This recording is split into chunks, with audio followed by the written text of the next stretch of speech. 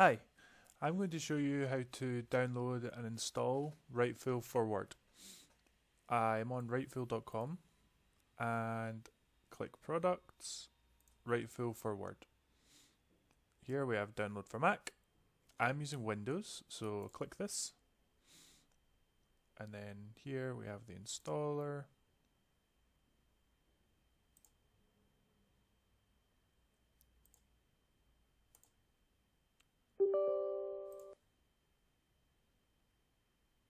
So installation complete.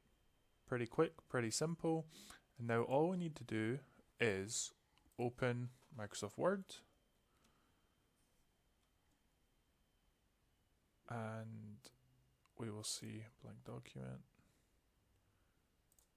We will see that if we look on our toolbar, Writefull is here at the end. And then we want to sign in and we're good to go.